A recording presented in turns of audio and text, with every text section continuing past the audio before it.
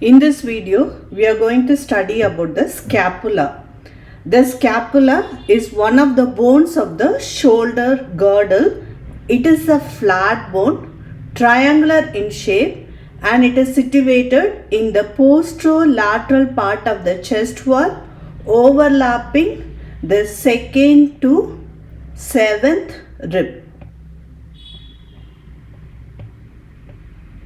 So when you see at the back, you can see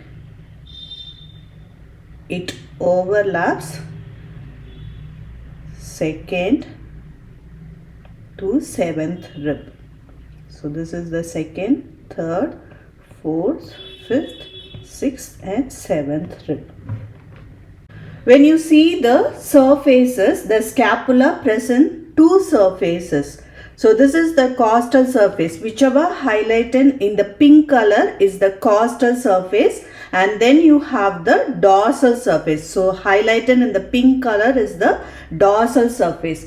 Then you have three borders. You have the lateral border. So the highlighted part in the pink is the lateral border. Then you have the medial border, and then you have the superior border. So two surfaces, costal surface, dorsal surface, then three borders, lateral border, then you have the medial border and superior border. Then you have the three angles. You have the inferior angle, the lateral angle, and then you have the superior angle. So the three angles are inferior angle, lateral angle and superior angle.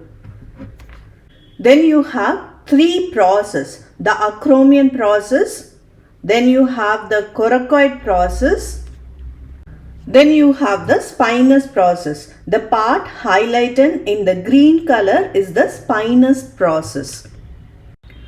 Again we'll see the surfaces. So this is the costal surface.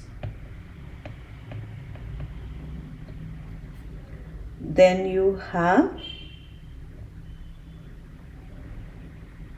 this is the dorsal surface. So the dorsal surface is identified by the spine of the scapula. Then you have the three borders. So this is the superior border, and this is the medial border, and this is the lateral border. And then you have three angles, the superior angle, then you have the inferior angle,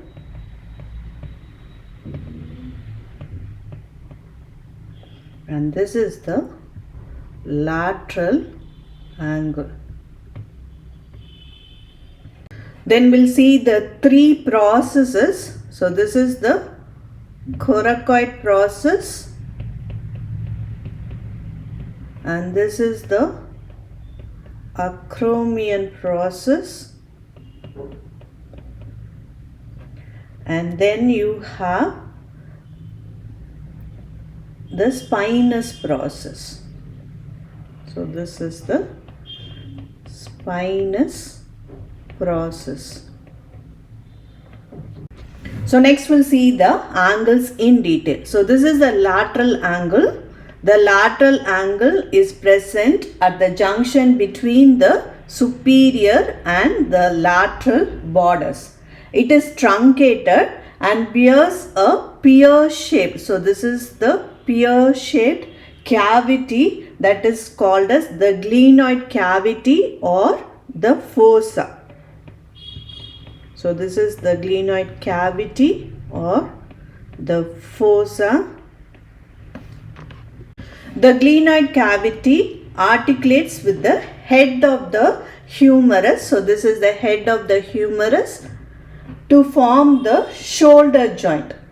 The glenoid cavity represents the head of the bone and the rest of the bone forms the body of the scapula.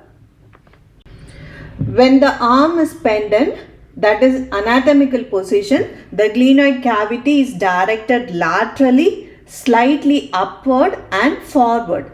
In raising the arm above the head, the glenoid cavity faces almost straight upward. The constricted portion adjacent to the margins of the glenoid cavity forms the anatomical neck. So this is the anatomical neck.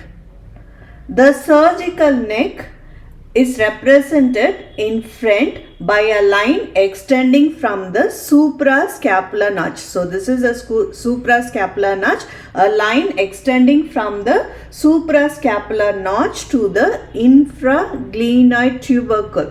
So this line represents the surgical neck.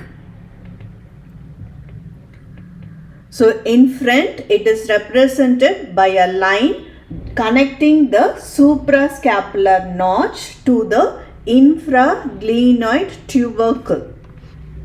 Behind, the surgical neck is represented by the same line connecting the suprascapular notch and the infraglenoid tubercle, and the line process through the spinoglenoid notch. So this is the spinous process and this is the glenoid cavity. Connecting this two is the spinoglenoid notch. So this line crosses the spinoglenoid notch.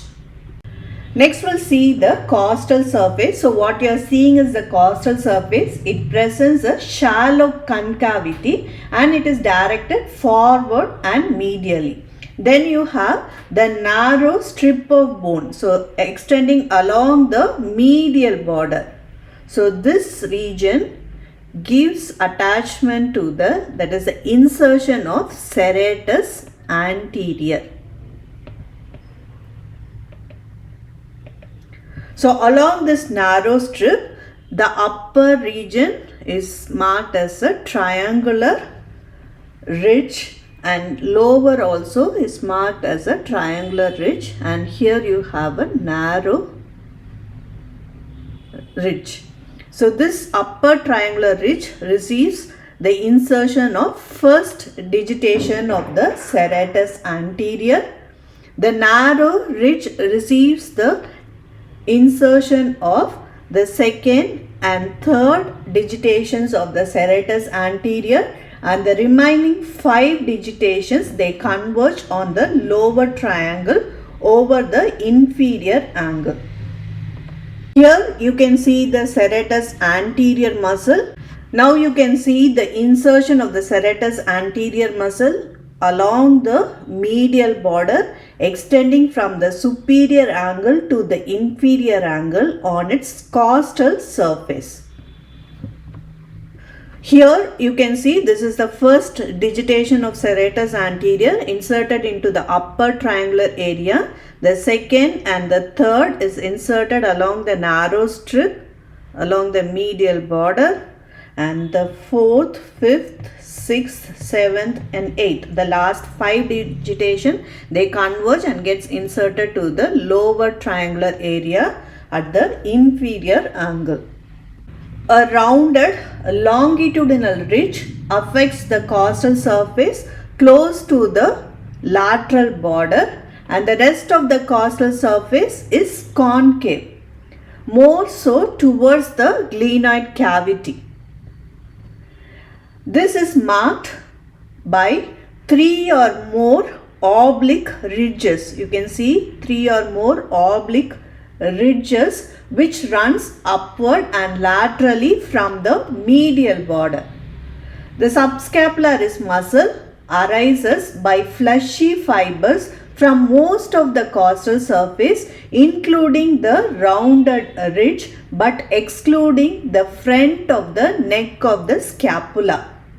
The oblique ridges gives attachment to the intramuscular tendons of the subscapularis to provide additional power for the anti-gravity action of the muscle during abduction.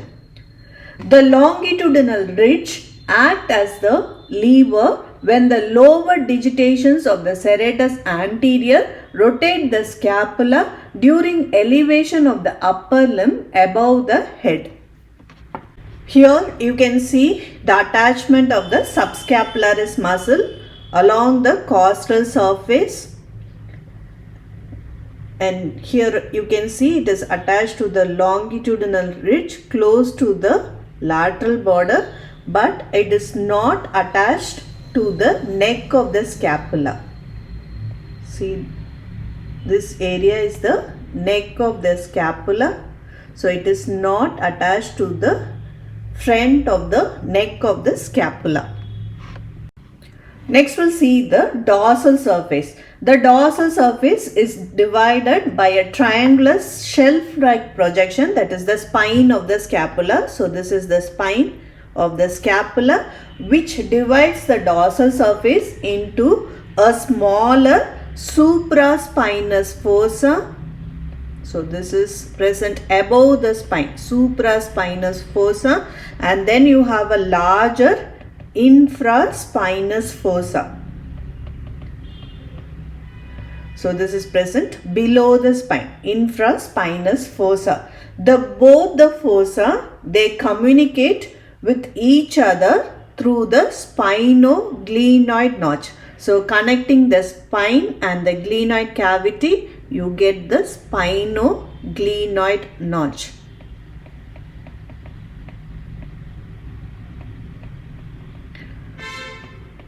So through this, the suprascapular fossa communicates with the infrascapular fossa. The spinoglenoid notch transmits the suprascapular vessels and the nerve. So here you can see the spinoglenoid notch transmitting the suprascapular vessels and the nerve. Medial 2/3 of the supraspinous fossa gives origin to the supraspinatus muscle. So above the spine, so it is called a supraspinatus muscle. So here you can see the medial 2/3 of the supraspinous fossa gives attachment to the supraspinatus muscle, and the margins of the fossa provides attachment to the overlying fascia. Next we'll see about the infraspinous fossa. It presents a flattened strip along the lateral border. The upper 2/3 of the strip gives origin to the teres minor muscle, and this is interrupted by a transverse groove for the circumflex scapular vessels. The lower 1/3 of the strip is separated from the upper part by an oblique ridge. So this is an oblique ridge which separates the upper 2/3 and lower 1/3. The lower 1/3 gives origin to the teres major muscle. The longitudinal ridge between the teres minor and the major muscle gives attachment to the fascia covering the infraspinatus muscle. The rest of the infraspinous fossa, including the lower surface of the spine but excluding the dorsal surface of the neck, gives origin to the infraspinatus muscle. A strong infraspinatus fascia covers both infraspinatus muscle and teres minor muscle, and it is attached to the margins of the fossa, including the lower lip of the crest of the scapular spine and the sinus ridge along the lateral border of the scapula, but it excludes the teres major muscle. In the fracture of the blade of the scapula, the resulting hematoma is confined beneath the fascia and forms a large swelling that is limited to the margin of the bone. So here you can see the infraspinatus muscle, which takes origin from the infraspinous fossa, including the lower surface of the spine. And then you have the teres minor, which takes origin from the narrow strip of area along the lateral border. The upper 2/3 of the area gives origin to the teres minor muscle, and the lower 1/3 of the area gives origin to the teres major muscle, and then along that border it is interrupted by the circumflex scapular vessels.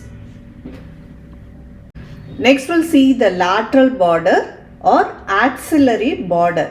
It extends from the lower end of the glenoid cavity to the inferior angle. So this is the lateral border or axillary border. It slopes downward, backward and medially. Close to the glenoid cavity, it presents a tubercle, that is the infraglenoid tubercle,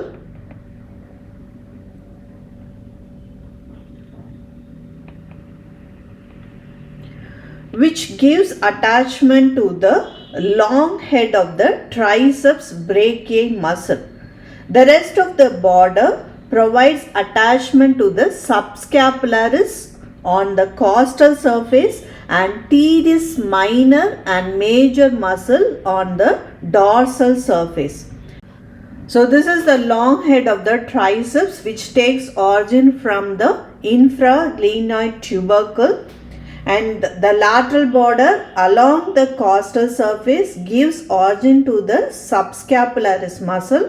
The lateral border along the dorsal surface gives origin to the teres minor muscle and teres major muscle, and it is related to the circumflex scapular vessels. So the lateral border is monopolized by the origins of the muscle, and it is crossed by the circumflex scapular vessels. Next we'll see about the medial border. So this medial border is also known as the vertebral border. It extends from the superior angle to the inferior angle. It is somewhat arched due to the presence of the apex of the spine of the scapula on its dorsal surface. The entire costal surface of this border gives insertion to the serratus anterior, and the dorsal surface of this border receives insertion of the levator scapulae,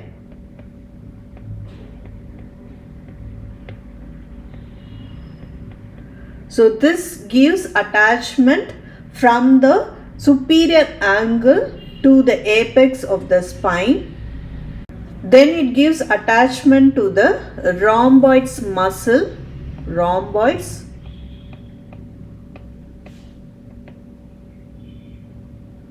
minor muscle, opposite to the apex of the spine, and the rest of the border below the spine gives attachment to the rhomboids major muscle, that is the insertion. So the medial border along the costal surface, it gives insertion to the serratus anterior muscle, and the medial border along the dorsal surface, it gives insertion to the levator scapulae muscle, the rhomboideus minor muscle and the rhomboideus major muscle, and it is related to the dorsal scapular nerve and the vessels. So the medial border is monopolized by the insertions of the muscles, and it is accompanied by the dorsal scapular nerve and the vessels. Next we'll see about the superior border. So it extends from the superior angle up to the root of the coracoid process, and it is thin and short, and it presents the suprascapular notch. So this is the notch which is called as the suprascapular notch. The inferior belly of the omohyoid muscle takes origin from the medial end of the notch. Inferior belly of omohyoid muscle takes origin from the medial end of the suprascapular notch, and this notch is bridged by the transverse scapular ligament, which transmits the suprascapular nerve to the supraspinous fossa. The suprascapular vessels, however, reach the supraspinous fossa above the ligament. The medial end of the suprascapular notch gives attachment to the inferior belly of the omohyoid muscle, and the transverse scapular ligament, it converts the suprascapular notch into the suprascapular foramen. So through the foramen, you can see the suprascapular nerve passes through the suprascapular foramen and enters the supraspinous fossa. The suprascapular vessels, they pass above the ligament. It does not pass through the foramen.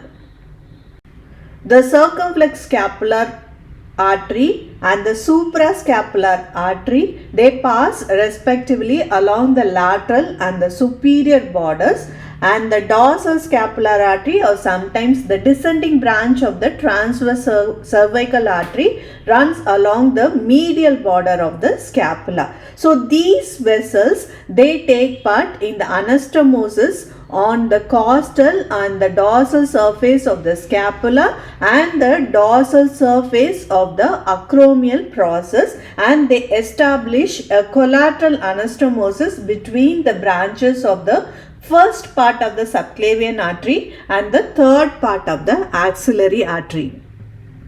Next we'll see the lateral angle. The lateral angle is truncated and bears a pear-shaped fossa or cavity that is called as the glenoid cavity, which articulates with the head of the humerus and forms the shoulder joint.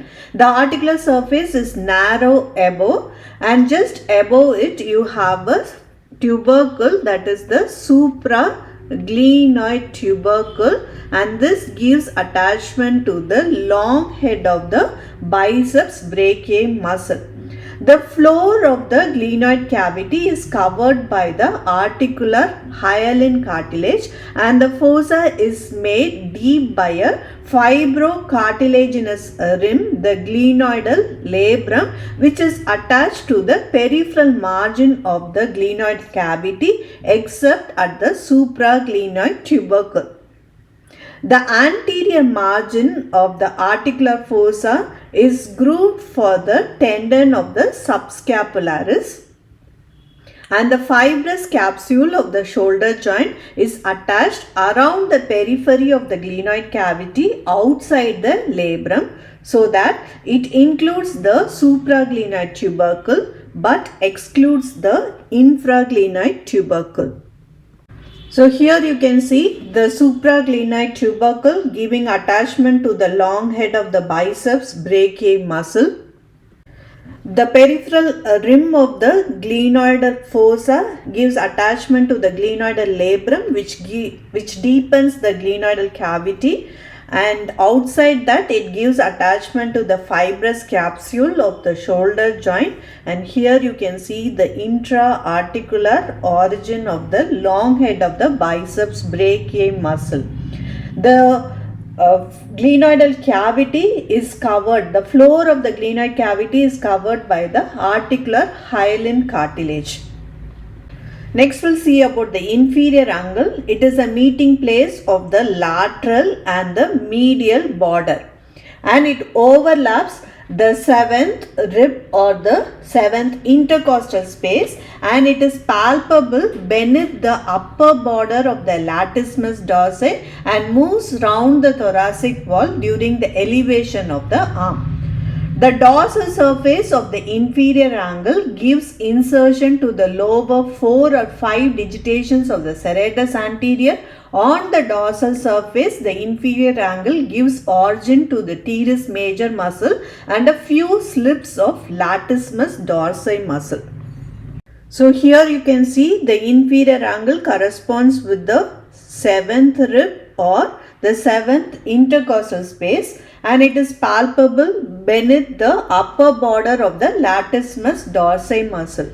On the costal surface, the inferior angle gives insertion to the lower 4 or 5 digitations of the serratus anterior, and on the dorsal surface it gives origin to the teres major muscle and a few slips of the latissimus dorsi muscle.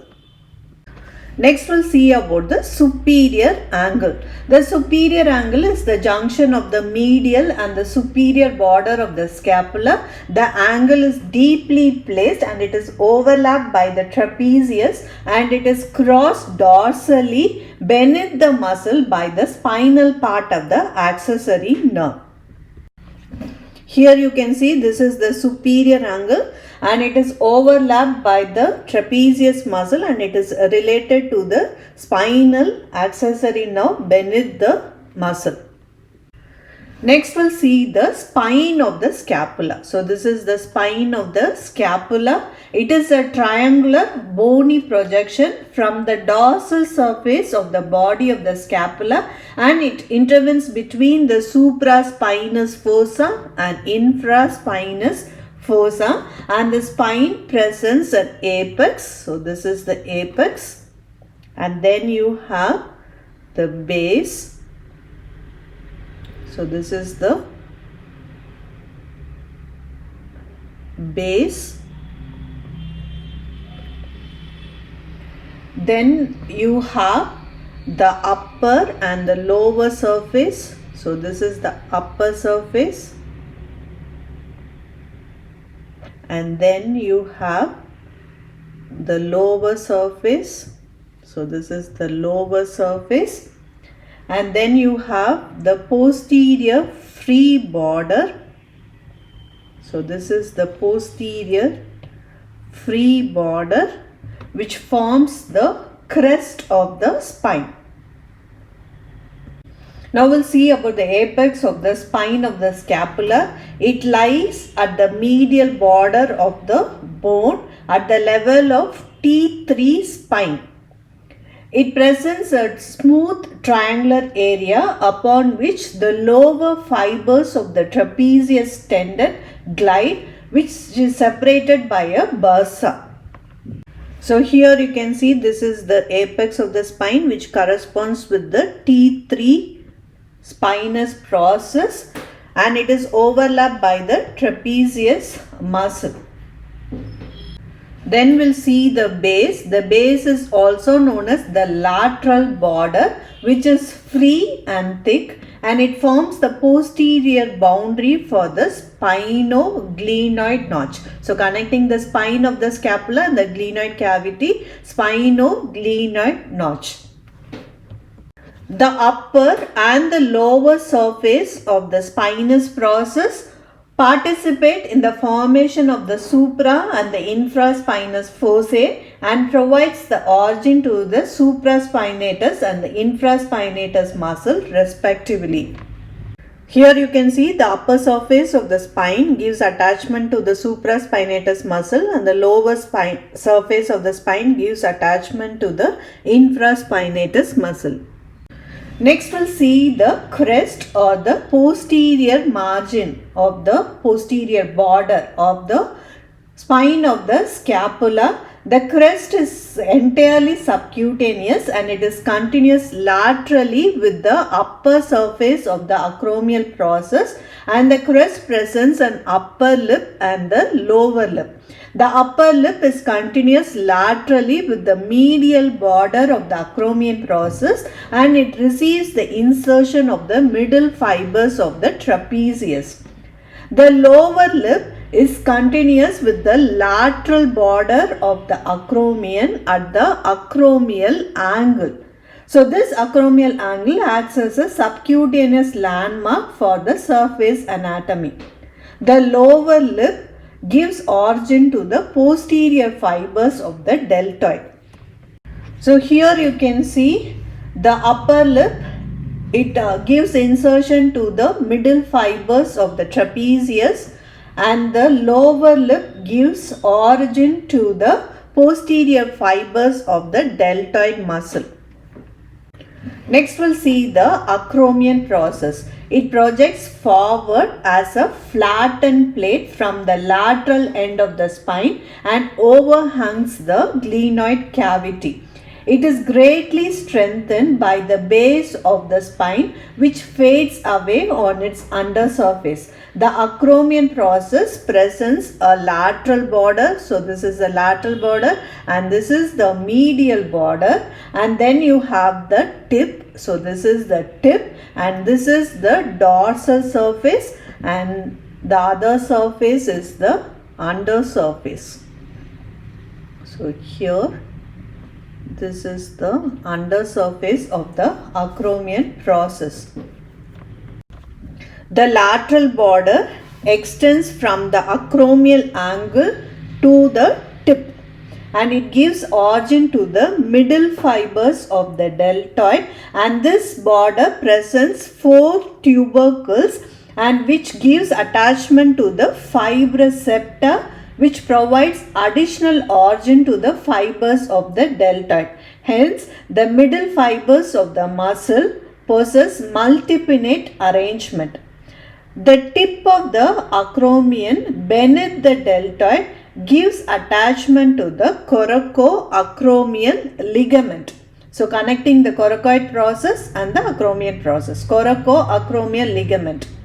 The undersurface of the acromial process, the coracoacromial ligament, and the horizontal part of the coracoid process together forms the coracoacromial arch, which provides a hood-like protection for the shoulder joint. So here you can see the lateral border of the acromion process gives attachment to the middle part of the deltoid muscle or the acromial part of the deltoid muscle, and the tip of the acromial process gives attachment to the coracoacromial ligament.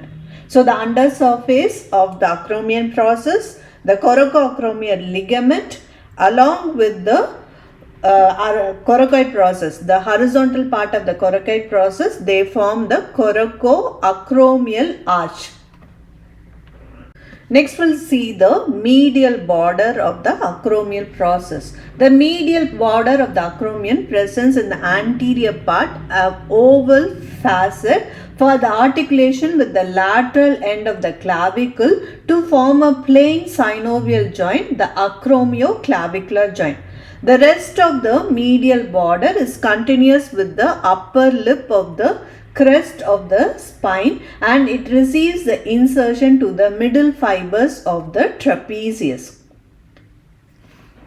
So here you can see this is the medial border. So here you get the facet for the acromioclavicular joint, and the rest of the medial border gives attachment to the trapezius, the middle fibers of the trapezius. The upper or the dorsal surface of the acromial process is subcutaneous, and the lower surface is related to the supraspinatus tendon separated by the subacromial bursa. The undersurface of the acromial process is related to the supraspinatus muscle tendon, and this is separated from the tendon by the subacromial bursa. Next we'll see about the coracoid process. So this is the coracoid process. It resembles a bent finger and projects upward from the lateral part of the superior border of the scapula just above the glenoid cavity. It consists of lower vertical part. So this is the vertical part and an upper horizontal part.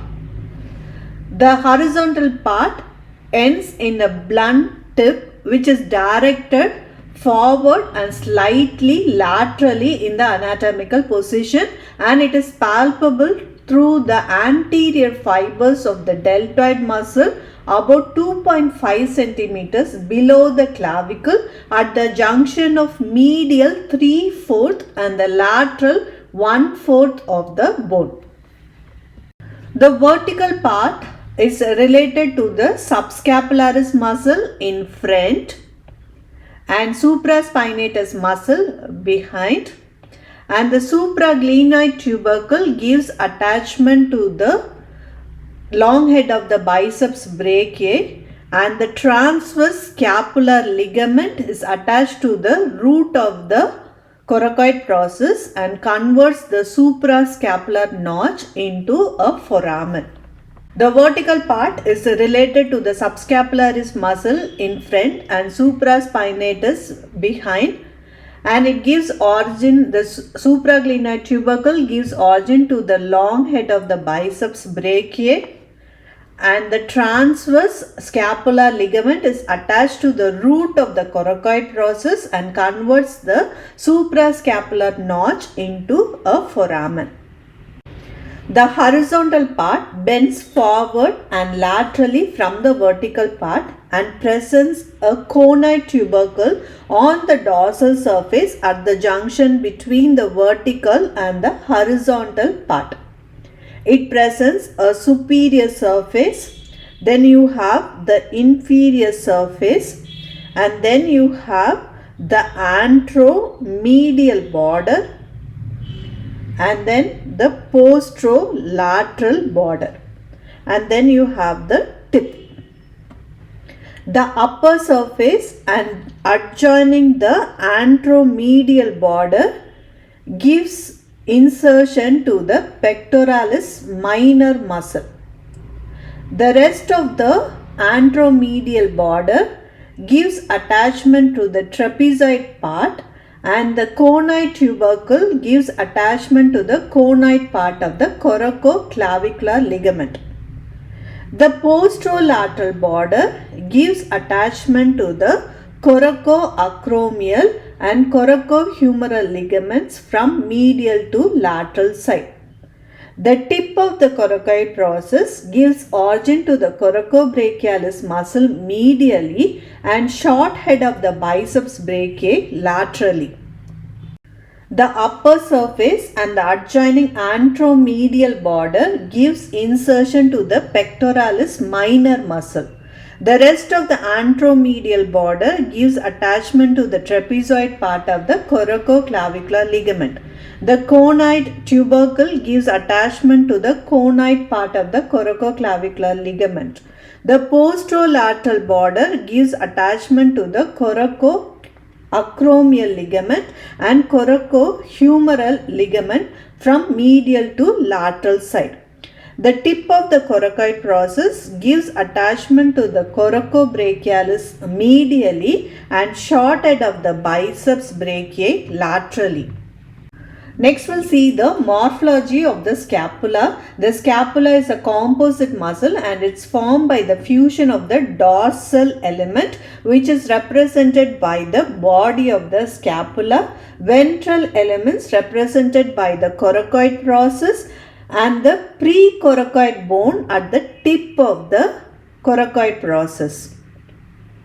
The body of the scapula corresponds with the ilium, and the coracoid process, including the upper 1/3 of the glenoid cavity, corresponds with the ischium, and the precoracoid bone corresponds with the pubis of the pelvic girdle.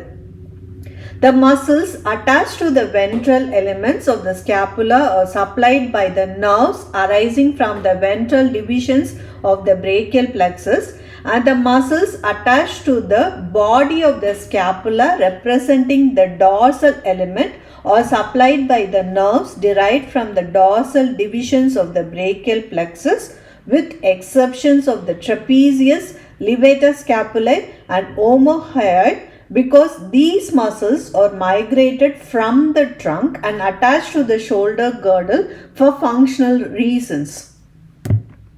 Next we'll see the anatomical position of the scapula. Hold the scapula by the same hand to which side it belongs, so that the costal surface is directed forward and medially. The glenoid cavity is directed laterally with slightly forward and upward tilt, and the tip of the coracoid process is directed almost straight forward. So with this you can identify the side of the bone. So this is a left side scapula.